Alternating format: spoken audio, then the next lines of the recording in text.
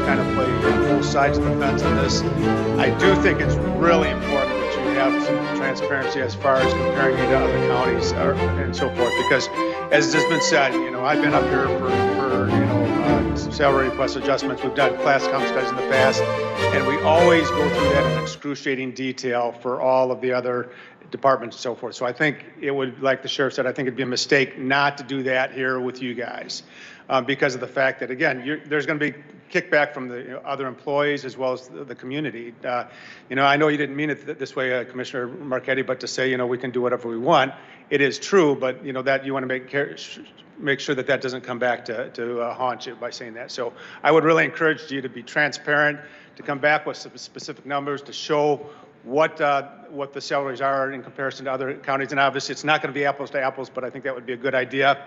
One other area though that I would say is that, and this may be a different philosophical belief than some of you on here, but I just put this out there. I actually think that you should be at the higher end of whatever the comparables are and so forth, because I think we want to have the best people in these positions. I think we've got really good commissioners, but to continue to do that, I think you need to, my philosophy is that if you want to have the best prosecution, if you want to have the best sheriff's department or sheriff's office and on, courts and so forth, you want to entice them with a high salary or a good salary, at least what's at the higher end. So, my suggestion is look at those comps, look at them closely, and then put yourself in the top third of that, because I think that's the wise thing to do.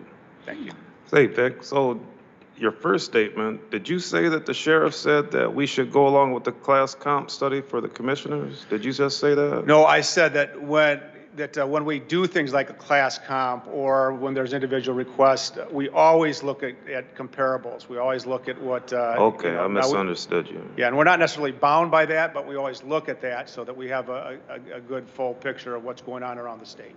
So. And I would agree with you. It just seems that in this case, we'd have to get ahead of that class comp study in this situation because of the term. Yeah. Yeah, and I'm not suggesting that you wait for the class Right. comp study at all. I was saying that for the other entities. You guys have to make this decision before the first of the year. And you all are cautioning us for if each commissioner gets $1,500 extra dollars, so 1,500 times 8, we're going to get a lot of pushback when you said that Van Buren County did it by 100% and they're getting $40,000.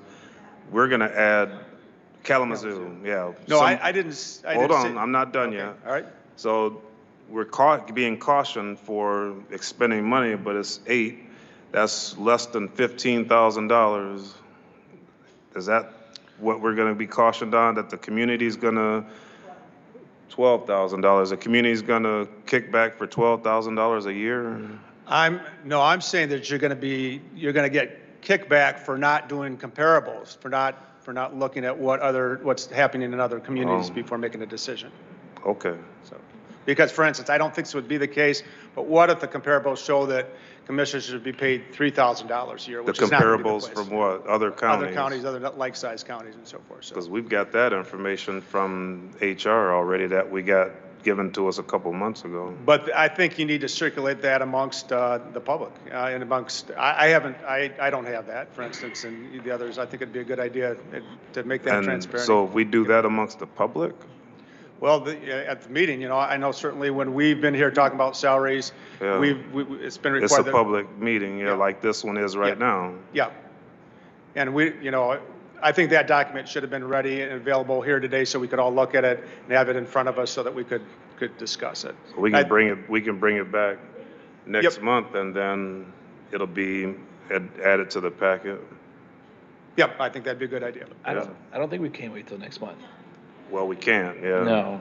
Well, So I don't really want to rush this here right now. I just, I want to make Thank sure that we're looking at this. Thank you. yeah, thanks, Vic. I wouldn't- So if we move it forward to the business meeting, if we move it forward to the business meeting, that doesn't mean that we're passing it now. Sure.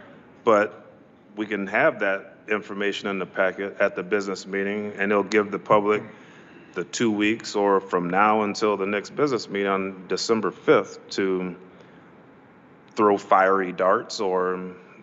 I guess that's a good point. We got to keep that in mind. If we do move something forward, we should really work together to speak to one another to make sure that by the time we come to our business meeting that we Yeah. have a better, clear understanding and make sure that we're all comfortable with the decision. So at least for this evening, we should probably move something forward.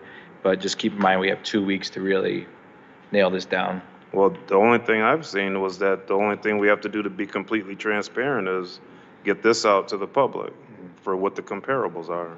So does anybody from the board want to move any of these items forward? Wait, I want to say something. Beth, could you possibly, would you email that to us, what Jeremiah has, please? Yes, as far as the comparables for the commissioners. Yes. Salaries, yes. Right, okay. But, and I have another question for you. But within those comparables, there's not whether they get per diems or mileage or any benefits? It is included as well as, Oh, it's included? Mm-hmm. well as retirement and insurance. Oh, okay, all right, thank you. Okay, so I'll make a motion to move it forward to. Support, Which one? number one. Well, it doesn't matter to me. Number one, Number one, I'll move that we move number one forward to the regular meeting on December 5th. support. We have a motion and support. Is there any further discussion? Hearing none, all those in favor say aye. Aye. All opposed? The ayes have it, and that item is moving forward to the business meeting. Next up, we have another public comment session here, so if there's anybody from the public that wishes to speak, you have 3 minutes to do so. Floor is now open.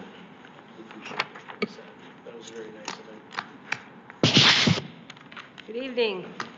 Corey Blivis with the Cass County Conservation District, and I wanted to invite everyone to our annual meeting. I'll pass this around. It is on Tuesday, December 3rd at the Pokagon Community Center.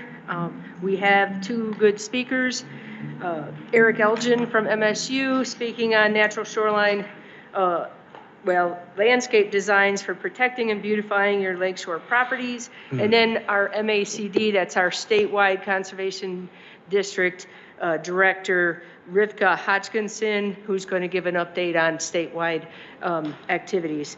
And we also have 4 or 5 partner conservation organizations who are going to have booths set up. And it's our election. So we do have 2 people running for the board. Lois Cole and Veronica Kenrich. She's an incumbent, so we have the election going on, and dinner, and the annual awards. So we have a couple people we'll be recognizing for their conservation efforts. Always a really good time. I hope that you can come. Just a quick, so you know, our soil erosion program has been doing well. We'll give a report next time. We did get behind with some people being out of the office, myself and Tracy at the end of the year, but we've been trying to catch up. And I thought, why aren't we catching up? And I looked, I just did the 61st, since October 1st, I have permitted 61 sites. And the last year, the 61st permit was issued on January 22nd. So that might explain why I'm not catching up. Just to let you know in case anybody's complained about the time frame for us getting permits out. But we are getting them out within the 30 days. We also are doing well with our Eagle audit. So more about that next month. Thank you, Corey. Floor is still open.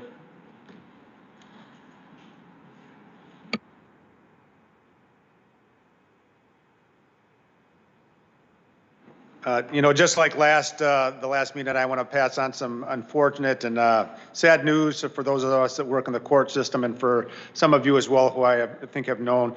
Paul Jancha, a longtime attorney in the area we've known him for many decades. He's done a great job in our courts for many years.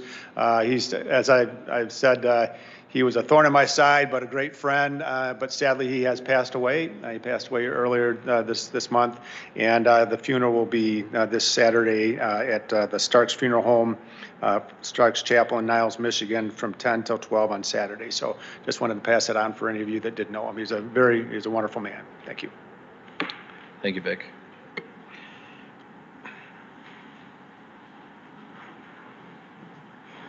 I just wanted to say a big thank you to Dave and his team and Matt for facilitating, overseeing our cleaning, because as you know, there were a little bit of some bumps in the road as we started.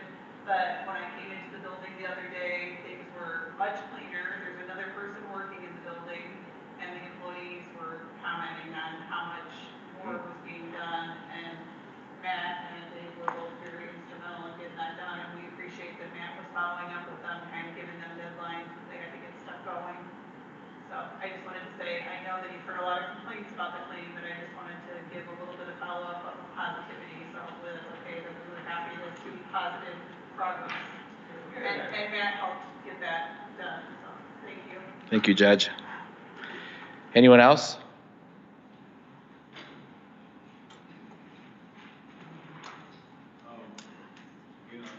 Push the button, man. I'm going to try this out. I'm Roger Boyer from Vandalia, Porter Township, actually. I'd just like to make a comment about the flock cameras. I know that they're helpful, and I know they're probably good for public safety, but I'd like to just make this one little point. At what time do we sacrifice public, I'm not going to say it wrong, at what point does public safety supersede the concept of Big Brother surveillance, as in 1984 George Orwell? Need you all to think about that before you move on with a lot more cameras. I'm sure they're good, but do we want to live like New York City? That's all. Thank you.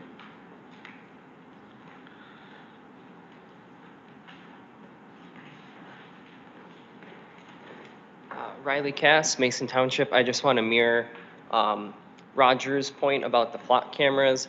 And I think if I heard the sheriff correctly, said they're being moved or something and not necessarily more being added. But either way, whether they're being moved or more being added, we should be careful on how much surveillance we have, because often once we add it, it's really hard to take it back.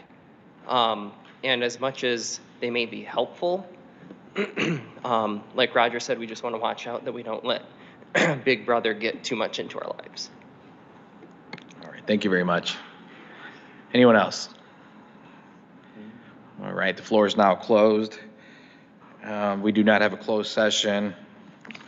Are there any board member comments or announcements? I have one. I'm sorry, did you have one? I just have one really quick. I don't think I touched on this last time, but I just want to bring everyone up to speed. We have been having a little bit of trouble with the Economic Development Committee trying to get a quorum together. We're still working on that aspect. That being said, we put together a meeting for tomorrow morning at 8 a.m., 9 o'clock. Thank you. Since we didn't have a quorum, we still were able to review a Market One report that they provided us. I believe we will have that report in our next business meetings packet, so everyone has a copy of that. But just in case anyone had any questions on what was going on, we are just working on that, the participation on that group to try to get it back to where it needs to be. Thank you. Move to adjourn. All right, and it's concluded.